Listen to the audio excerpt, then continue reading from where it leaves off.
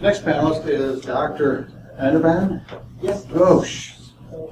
He's got experience working with Alzheimer's. He works with the aging population, and he has some, I think, excellent suggestions on how to take care of yourself on different many situations. So as he's preparing here, again, if you have questions for him, let's hold off till the end there, where you can have our panelists can answer all your questions, so we can have our last panelist close. But that was excellent information. I learned a lot from Tom there. So.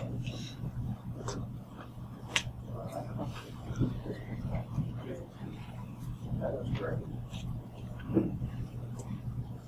Okay, my name is Dr. Ghosh, and Tom said he has practiced here for 29 years. I've just been here for 3 months. But I do have quite a good deal of experience with the aging population, particularly in my residency program where we work. And I think I was just standing there listening to Tom and you guys talking about the issues and the siblings. And when we have time, I can tell you very funny stories which went on back to 1 o'clock at night regarding these things. And he is right, actually. It's better to get things prepared as early as you can, because it makes everybody's life a hell of a lot easier. But anyway, I'm not here to talk about that. Terry wanted me to talk about taking care of yourselves, and I did not want to make this very medical, so I kept it very simple, taking care of your backs, relieving your fatigue, stress, and all that stuff. So this is what it's all about, and we will begin with talking for your back. I think this is one of the important aspects, particularly with the holidays coming in. You tend to move your stuff around at home. You have to take care of the people that you take care of, move them around as well. So we'll just talk about a few easy things that you can do to ensure you don't have any back problems, and see how we can adjust our bodies so that we can move our loved ones easily without hurting ourselves. So just to start, you just ensure that the load you're lifting is something that you assess before you do it. And I think this is an important slide here, which just tells you what kind of postures you should use to lift the load. Arching your back is not the best idea. Distance from the load is also important. How far you want to be. Like, do not stretch to pick something up. Get as close to it as possible. Do not bend back and pick it up. Sit down, just in the way it's shown in the picture, and then go up.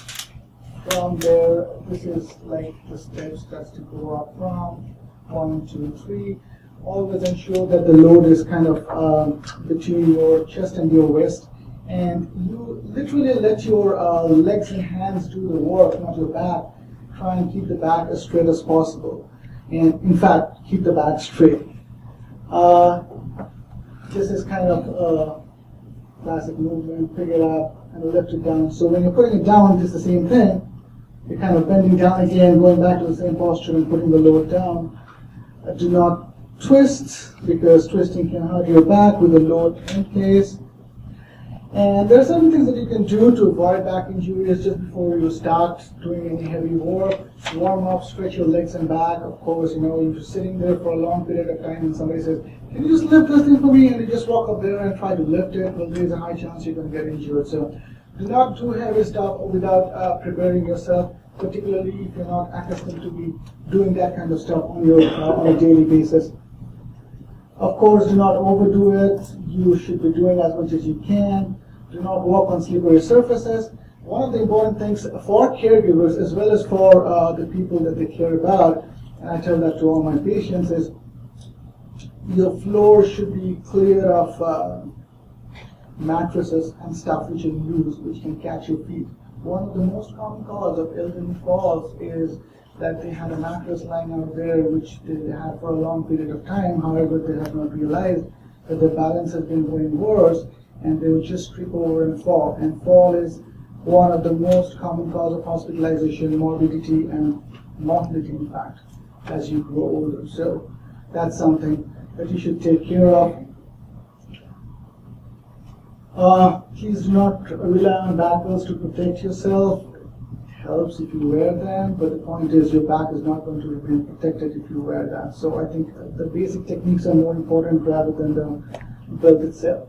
So how can you implement the basic techniques to help your patient? Now, I have addressed everything as a patient, I understand. It's better if you call how can you implement this to take care of your loved ones. That is more fitting for here, but it's just my habit.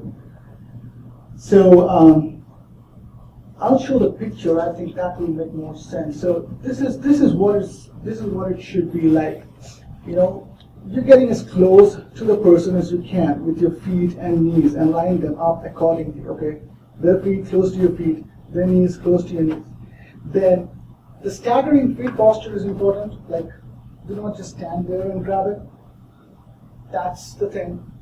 Move forward so that you actually have, as if you're walking with one step forward. And then grab people by their waist. Do not grab them by their hands or shoulders. Again, there's a high chance you're going to injure yourself or them if you do that. So hold them by their waist and then go up from front to back. Like you stepped in like this, hold their torso and move back. That is the best way of lifting and moving people around. That way you're not going to hurt them, that way you're not going to hurt yourself. Of course, you've got to decide where you want to go and have all those things planned before. Don't just do them in a rush because that increases the risk of falling down, both for the patient and for yourself. Okay, now, finally, how to take care of a falling patient. So if you see somebody falling, you have to hold it and you just try to grab anything that you can. There is a certain way, if you keep yourself a little calm and do this very basic thing, you can protect major injuries. See the way the person is actually letting the patient fall? He is letting him go on his body and he is holding him or grabbing him by the waist. Okay? And then he's sliding it down.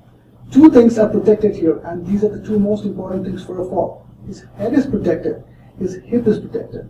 Those are the two most dangerous things, head injury and hip fractures.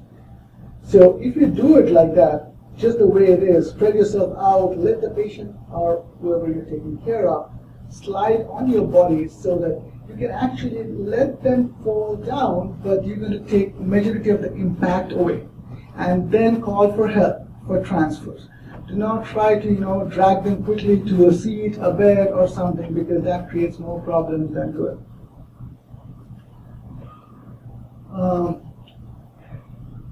Of course, if you get hurt yourself at some point of time, it's always better not to keep on doing stuff on your own because you can worsen some kind of injuries. Most back injuries that you see in the office on a regular basis are simple strains, nothing more than that. But in general, sometimes you can have more serious issues like some kind of a herniated disc. You can have something more serious that you need to look at. So you should go and check it out once before you keep on working out and just keeping yourself involved with the same work. The other thing for caregivers is fatigue to a great extent. And it's not just for caregivers. I think this is a common thing that KMP see in the office very often. In today's world, people are busy, they don't have time for themselves, they don't get enough sleep, they're always fatigued. One of the most common causes of fatigue is a lack of sleep. A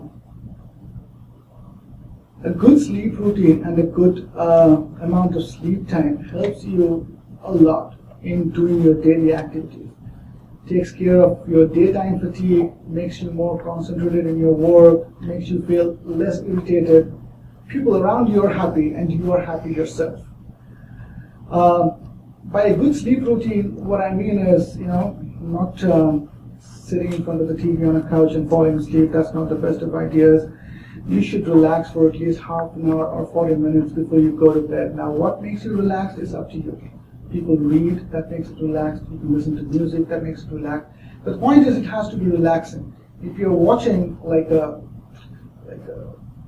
movie which is action movie, it's not the most relaxing thing in the world. Trust me, you might feel that you're relaxed, but when you go to bed, it's not something that makes your sleep that makes you sleep well. So it is important to have a good sleep routine. And have fixed bedtimes and get up at fixed times. Like if you feel that you need 8 hours of sleep and your best time to sleep is between 10 to 6, then every day have a habit of going to sleep at 10 o'clock at night. It should not be like 8 o'clock one day, 1 o'clock one day. It doesn't work because your body does not adjust. You might sleep for the same time. If you sleep, say for example, you're sleeping from 10 to 6. You go to bed for a couple of days at 2 o'clock, sleep till 10 o'clock in the morning. That's 8 hours sleep I'm talking about, but the rest is not the same. The effect on your body is not the same. So having fixed sleep times and duration of sleep is very important. Now, fatigue is a very broad topic. Like there are multiple causes of fatigue, and I won't go into the medical terms and what other problems you can have during your sleep. But these are basic things that you can do at home for yourself, which will help you. And do avoid sleeping pills as much as possible. They're good help in the short term. If you're stressed for something, if you have to get a few jobs done and you feel you need to sleep, maybe you take a sleeping pill here and there, that's okay. But if you do it on a long-term basis, the side effects of those pills are much worse than the benefit that it actually gives you.